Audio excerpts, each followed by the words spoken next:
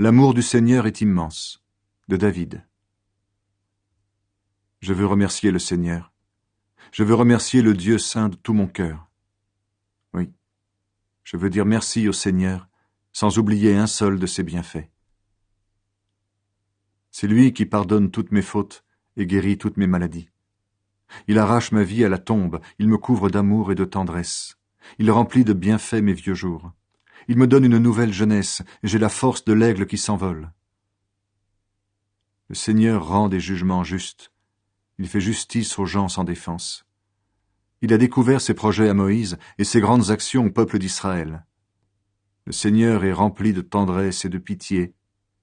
Il est patient et plein d'amour. Il ne fait pas sans arrêt des reproches. Sa colère ne dure pas toujours. Il ne tient pas compte de nos péchés. Il ne nous punit pas comme nous le méritons. Son amour pour ceux qui le respectent est immense, immense comme le ciel au-dessus de la terre. Comme le soleil levant est loin du soleil couchant, il met nos fautes très loin de nous. Comme un père aime ses enfants, le Seigneur aime avec tendresse ceux qui le respectent. Il sait bien de quoi nous sommes faits. Il se souvient que c'est d'un peu de poussière. La vie humaine est comme l'herbe. Elle ressemble à la fleur des champs. Elle commence à fleurir, puis, sous le souffle du vent, elle disparaît. On ne sait même plus où elle était. Mais l'amour du Seigneur dure depuis toujours, et durera toujours pour ceux qui le respectent.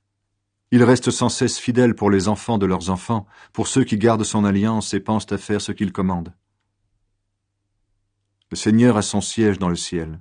Son pouvoir royal s'étend sur le monde entier. Remerciez-le, Seigneur, vous, ses anges puissants. Vous accomplissez ses ordres et vous obéissez dès que vous entendez sa voix. Remerciez le Seigneur, vous, l'armée de ses serviteurs, qui faites ce qu'il désire. Vous tous qu'il a créés, remerciez le Seigneur partout où il est roi. Et moi, à mon tour, je dirai merci au Seigneur. Seigneur, merci de tout ce que tu fais. Je veux remercier le Seigneur. Seigneur mon Dieu, tu es très grand, tu es couvert de beauté et d'honneur. La lumière t'enveloppe comme un vêtement, tu étends le ciel comme une tente, tu construis ta haute maison bien plus haut que le ciel.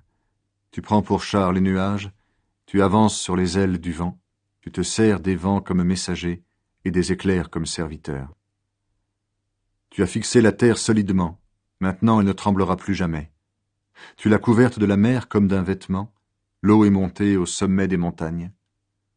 Tu l'as menacée, elle s'est échappée. En entendant ton tonnerre, l'eau s'est enfuie. Elle est montée sur les montagnes, elle est descendue dans les vallées, à l'endroit que tu lui as fixé. Tu as placé une limite qu'elle ne doit pas dépasser. L'eau ne reviendra plus couvrir la terre. Tu envoies l'eau des sources dans les ravins, elle coule entre les montagnes. Toutes les bêtes des champs la boivent, les ânes sauvages calment leur soif. Les oiseaux ont leur nid près de l'eau et ils chantent dans les arbres. Du haut du ciel, tu arroses les montagnes et tu remplis la terre de tes bienfaits. Tu fais pousser l'herbe pour les troupeaux, tu fais grandir les plantes pour les humains. Ils les cultivent pour tirer de la terre leur nourriture. Le vin réjouit leur cœur, il fait briller leur visage plus que l'huile, et le pain leur rend courage. Les arbres du Seigneur, les cèdres du Liban qu'il a plantés, sont bien nourris. Les oiseaux font leur nid dans leurs branches, la cigogne a sa maison dans les cyprès. Les hautes montagnes appartiennent aux chèvres sauvages, les rochers servent d'abri aux damans. Le Seigneur a fait la lune pour marquer le temps, et le soleil qui connaît l'heure de son coucher. Tu envoies l'obscurité, et voici la nuit, le moment où se rapprochent les animaux de la forêt. Les jeunes lions rugissent, cherchant un animal à dévorer, ils demandent à Dieu leur nourriture. Puis le soleil se lève, ils partent et vont se coucher dans leur abri. Les gens sortent de leur maison pour aller au travail et se fatiguer jusqu'au soir. Tu as fait beaucoup de choses, Seigneur. Tu les as toutes faites avec sagesse. La terre est remplie de ce que tu as créé. Voici la mer. Elle est immense et s'étend partout. Les animaux petits et grands remuent en elle. Qui peut les compter? Là, des bateaux vont et viennent avec Léviathan que tu as formé pour jouer avec lui. Tous comptent sur toi pour avoir à manger au bon moment. Tu leur donnes la nourriture, ils la prennent. Tu ouvres la main, ils mangent à leur faim. Tu caches ton visage, ils ont très peur. Tu leur enlèves le souffle de la vie, ils meurent et redeviennent poussière. Tu leur rends ton souffle, ils sont recréés, et tout devient nouveau sur le sol. Que la gloire du Seigneur dure toujours, que le Seigneur se réjouisse de ce qu'il a fait. Il regarde la terre et elle tremble, il touche les montagnes, elles sont couvertes de fumée. Toute ma vie, je veux chanter pour le Seigneur, je veux jouer pour mon Dieu tant que je vivrai. Que mes paroles plaisent au Seigneur. Moi, je suis dans la joie à cause de lui. Ceux qui font du mal, qu'ils disparaissent de la terre, que les gens mauvais n'existent plus. Oui, je veux remercier le Seigneur. Chantez la louange du Seigneur.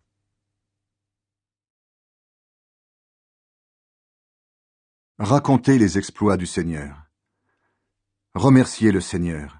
Chantez son nom, racontez ses exploits aux autres peuples. Chantez pour lui, jouez pour lui de vos instruments, redites toutes ses actions étonnantes.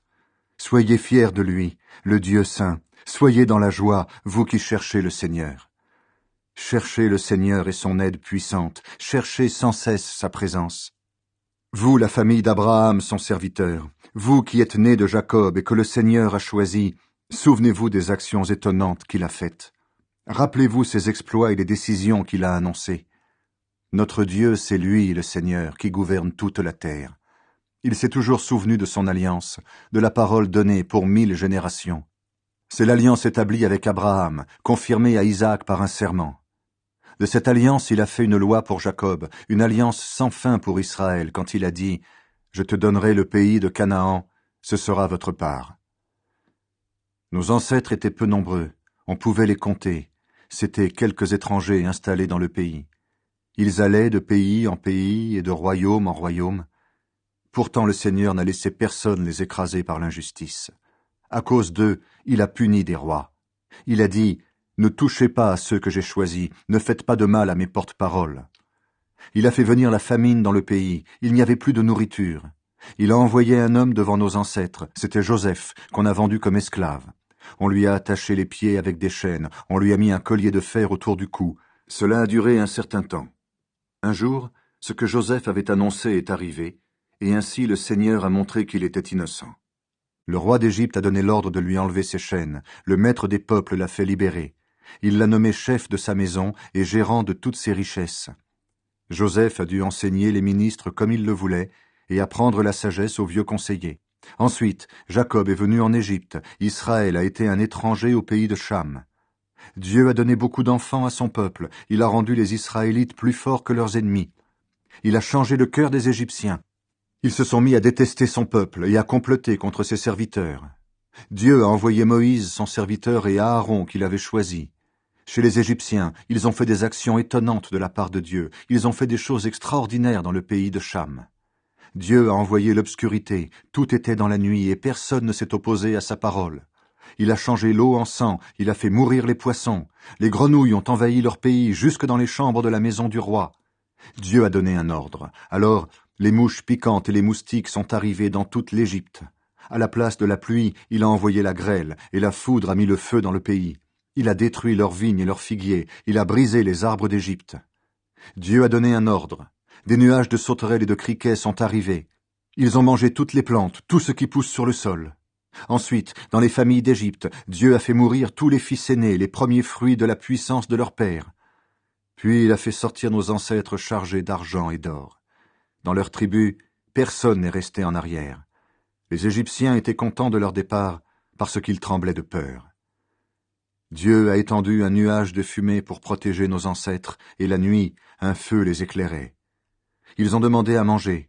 Alors il a fait venir des oiseaux, il les a nourris avec le pain du ciel. Il a fendu le rocher et l'eau a coulé, elle a coulé dans le désert comme un fleuve. Oui, Dieu s'est souvenu de sa promesse sainte à Abraham, son serviteur. C'est dans la joie qu'il a fait sortir son peuple d'Égypte. Ceux qu'il avait choisis criaient de joie. Dieu leur a donné les terres des autres peuples, et nos ancêtres ont profité de leur travail pour suivre ses enseignements et obéir à ses lois. Chantez la louange du Seigneur. Souviens-toi de nous, Seigneur, toi qui es bon pour ton peuple. Chantez la louange du Seigneur. Dites merci au